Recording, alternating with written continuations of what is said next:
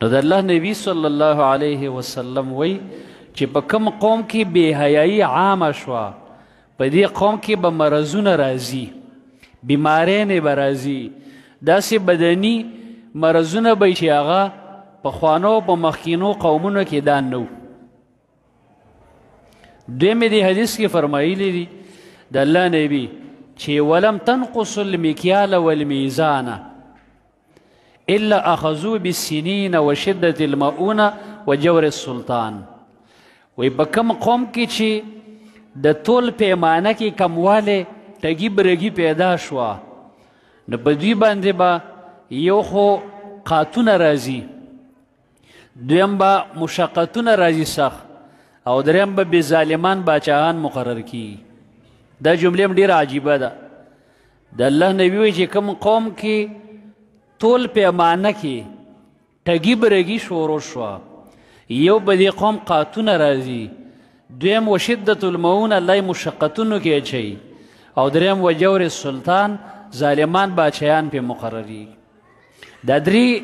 سزاګانې دي. دا زه وروسته یم لاول دا وګوره چې زموږ د قوم کې تول پیمانه کې ټګي څومره ډېره ده. دې خبرې د لږ شی فکر وکړه. بعضې کنډې داسې جوړې دي بعضې چې په هغې باندې یو نیم من یا د من څه د پاسه یو شی وتلل شي لیکن هغه یو من ورکوي. نو سړي نه چې شی واخلي یو نیم من ترې والي، پیسې وله د یو من ورکړي. بعضې پمپونو د میټر داسې ودرولې چې د 1000 روپو تیل واچې د 900 روپو به وخیږي، یو هلته به 1000 روپۍ واړئ. سوچ کوه، روپۍ د 1000 واغستې او تیل به د 900 یا د 800 برابر کړي. نو ما ته یو کس وایي چې په تیل اچې نو داسې ودوی چې د 290 یا 80 مالې ولې وایي ځکه چې دا شټاپونه چې دي 500 یا 1000 یا 300 چې دا ورته نو د هغې نه یې کم ودرولي. او ما یو ځای کې تجربه وکړه، ما 280 روپو واچ وایي 300 یې کمی نه کم، واقعي کې کې فرق و. ښه نو پمپ یې داسې ودرولی بعضو تعجب به درشي. که بعضې سودا والا ته یو دکاندار ته ودرېږي، فروټ والا ته، غوښې والا ته، بل ته به یو شی د سر نه راوالي چې وګورې ګوتۍ کې مخکې نه ګند اچولې، او چې بیا یې وتلي یو ځای کې مې غوښه وتله نیم پاو که څومره کیلو کې کمه وه. کس ته مې ویل دا خو د دوی عادت دی چې تا له کمه در نه کړي به یو ساعت نه تېرېږي. ښه سوچ کوه، په هر څه کې داسې ټګي برګي ده. نن تول کې کمی دی. که زرګر له ورشه سره جوړی تا ته وایي چې دغه شی دی او دومره پکې دا دی او دا دی، هغه څیز چې بله ورځ واپس وروړي یا غله یا بل له وایي نه دې کې خو کانټه ډېره ده او ټانکه ډېره ده او دا شی دا هغه نه دي. نه په تول پیمانه کې د شعیب علیه السلام قوم ټګي برګي کوله. هغه د ټګۍ برګۍ مرضونه نن دې امت ته رال. بیا په دې غټه سطحه چې دا کم کوي سبحان الله، د بار نه به یو شی راوغواړي هغه به په یو نوم باندې منځ کې به هغه د هغې نه لاندې په بل نمبر باندې جوړ کړی، د هغې نه کمزورې کوالټي، لیکن خلکو ته به چې دا مغه شی دی. امت له چې کوم دی نو دوکه ورکوي. دې د وجې نه دی رزق کې برکت نشته، ځکه دوکه ډېره زیاته ده نن، ډېره زیات. که د عام کاروبار واخلې د تجارت یو شی به د 10 روپو به او بل سړي له به خرڅوي، هغه به وایي چې په 12 راله خرڅ که. دا به د ځان نه بل ته لګوي چې نه یاره قسم په الله دا خو هغه په 14 اغست دی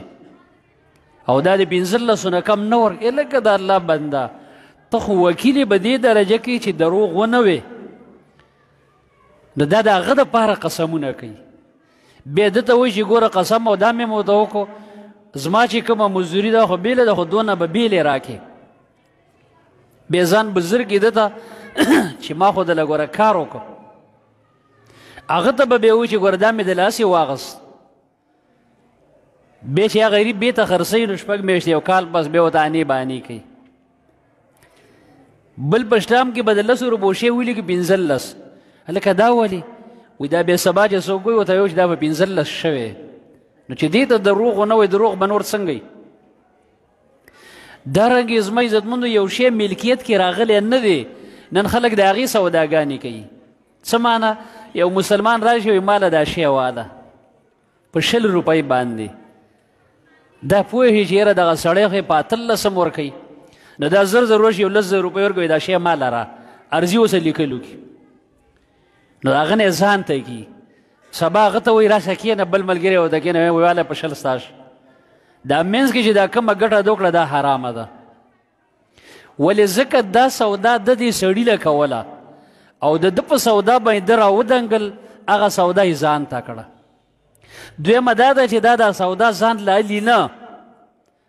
د دا غستلو اراده نه ده او نه دسه دونه پیسې شته چې دا ورګوره کړي خو صرف یو بیانه ورکوي دا بل مسلمان غر کوي شریعت دا وایي چې چا له دې سودا روانه کړې د هغې منځ کې به ته ګوتې نه وې یو چا له دې رشته روانه کړې داسې به نه وې چې دا رشته ما لره نه د هغه نه چې خلاصه شوه بیا یې ته واخله په دې نیت باندې که دا غستله او که نه اغستله او نن دغه دروغ او دا مرضونه دې د وجې نه په دې رزق کې خوند نشته ته وګوره یو شادي حال کې کښېنه خونچه ډوډۍ کې به چرګه مي وریجې به مي هر یو شی به وي خو چې تی خورې داسې لګي لکه هسې بوسه ولې ځکه رزق حرام وي خو په دې باندې مر سړی نه پوهېږي ځکه چې یو سړی خپله حرامو سره لګیا دی عادت دی هغه بیا په حرامو باندې نه پوهېږي هغه سړی به پوهېږي چې څه نه څه لږ ځان ساتي نو د الله نبي فرمایي چې کوم قوم کې په طول پیمانه کې ټګي برګي شروع شوله کمې زیاتې نو 3 عذابونه به الله مقرروي یوقاتونه مصیبتونه او ظالم حاکمان باچیان به مقرریږي چې دې خبرو لږ لږ وضاحت انشاءالله کیږي دلته ټیم موږ سره پوره شي او ملګري وروسته راځي او ډېرې قیمتي خبرې ځکه د الله او د رسول علیه السلام خبرې دا ډېرې قیمتي هسې قیسې مسې موږ له نه راځي چې پلانۍ قیسه وکړې پلانۍ نه داسې خبره پکاري چې د موجوده موږ او تاسو ته ضرورت لري داسې خبره پکار ده چې دې خبرې اوس موږ ذکر کړي فکر وکړو چې ما کې دا کمی شته او که نه که ما کې بېحیایي ده زه دې نور ځان ساتم